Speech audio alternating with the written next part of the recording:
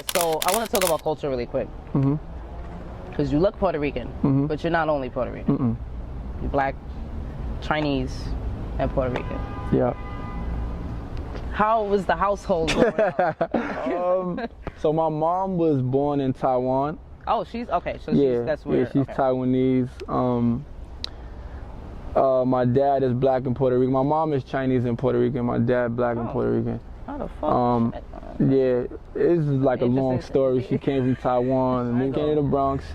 Yeah, she was raised like with my dad's side of the family, and like the Spanish side of her family of our family as well. Okay. But you know, she learned how to make soul food. You know what I'm saying? Like real good soul food. Like I want to say that's from being like around my grandmother on my dad's side. Okay.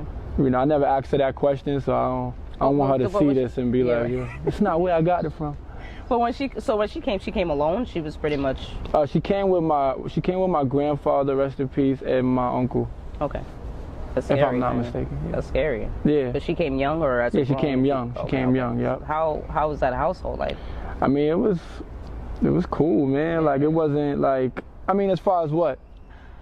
I guess as far as culture, like those are really completely three different cultures. Yeah, right? like she's not like super like Asian as far as like the culture goes. Right. You know, like even because now, she like came here pretty young. Pretty young. You know what I'm saying? So as I get older, like I start wanting to learn more about my Asian side and things like that. But I was definitely raised more on the black side, on my Puerto Rican side. What do you, I guess, relate to more? Relate to more, I would say like my black side. Yeah, right. You know what I mean? Like I don't speak Spanish. One of those? Yeah, like I don't speak Spanish. I want to learn how to speak Mandarin, things like that. So it's, you know. We're getting older, so exactly.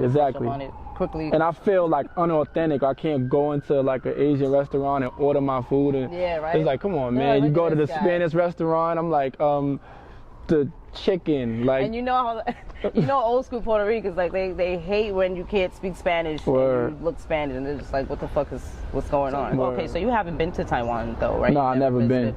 Has your mom ever gone back? Nope. Excuse me. I want to go. My grandmom has a condo out there. Okay. Yeah, so I want to go out there and just, like I said, just to kind of it's a part of you. Yeah, you know, do some research, get some knowledge about the roots and what was going on there, you know. Go make an album out there, you know what I'm saying? Oh yeah, that too. I mean, of course, that's right. The vibes might be a little different out there. Like, hell yeah. That's interesting. I sat back and I learned and I did some research and I studied and I learned a lot of new things. So you know. Were you home with family for most of the time? Yeah. I was home with family majority of the time. We was outside though. Definitely outside, but I was around my immediate people. For sure. You definitely put your lyricism on display at the BBE cipher a few. Oh yeah. That was shout out to Yadi. Yeah. That was fire. Her name is Yadi. She's from the Bronx. Yeah, BBE is her company. Yeah. Okay. Yeah, it was a cipher. That was Neek Bucks was in there. Yep. I think Ump was in there. Yep. That was fire. Yeah, it was dope. How often are you the only Puerto Rican black Chinese guy in the room? Very often. Right? It's not many times I could walk in. I don't think I ever met anybody that's Chinese, Puerto Rican, and black. I honestly haven't. I've met a lot of people. I've met black and Asian. I mean, I met black and Asian. I've met Jamaican, Asian. That's a rare one. Yeah, you know, but I've met different mixtures, but never Chinese, Puerto Rican, and black. Yeah, not all three. Coming from Harlem, you know, like I said, there's still a demand. I feel that there's always a demand for respect when it comes from Harlem artists. Yeah. A lot of my personal favorites, aside from yourself, would be like Dave East, Neek Bucks. I like a lot.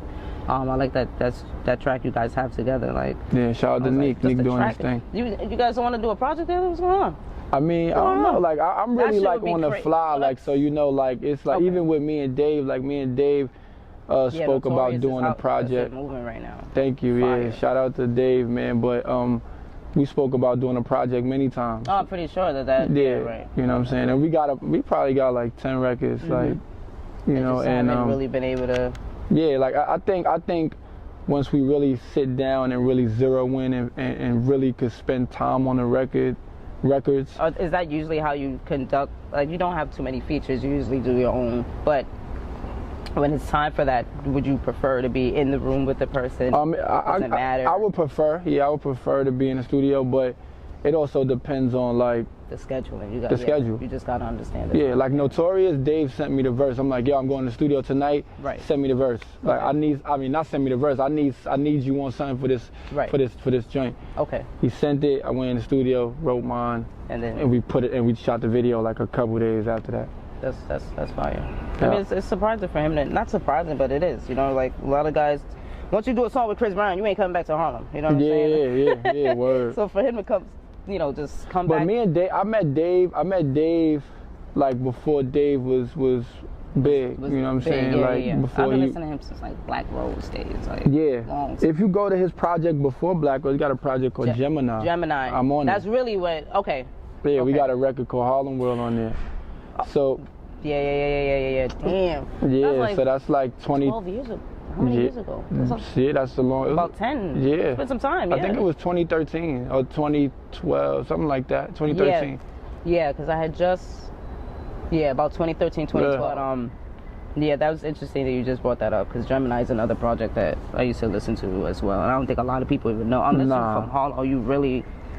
Yeah, but really that's what I was saying. Like we maintained a dope relationship throughout the years. You know what I'm saying? And that's one thing. Like, I love Dave for that. Like, no, it seemed like he's that type of guy where it's like, nah, if I know you from the dirt, then that's where, you know what I'm saying? Yeah. That's solid. Harlem, I'm telling you, it's a Harlem thing. Speaking of, you know, you guys usually leaning toward the lyrical side of things, why is it a priority for you? Can't rap forever, so. You know, what are you putting out? What are you leaving? What are you leaving behind? Yeah. You know, when it's all said and done, like, and I'm not saying that the mumble records won't leave behind a legacy, because good music is good music, and it may do something incredible for you and your family in the long run. But for me, it's like, I want people to take real situations from my music. I want people to actually feel something. I want people to feel inspired when. You know, I want them to actually miss me when I'm gone. Quickly the bro scamming. UCLA, I made plays in Cali like Ed O'Bannon. Plug landed, brought that tannin, celebrated, ordered salmon. Look, I feel like young Dion is prime time when I'm scrambling. And you could play the field, but it's only one Peyton Manning. You could probably see my future with all the shit that my hands in. And it's the flow that got him to panic. I'm hard to manage, nigga. I done managed to stay dry through another storm.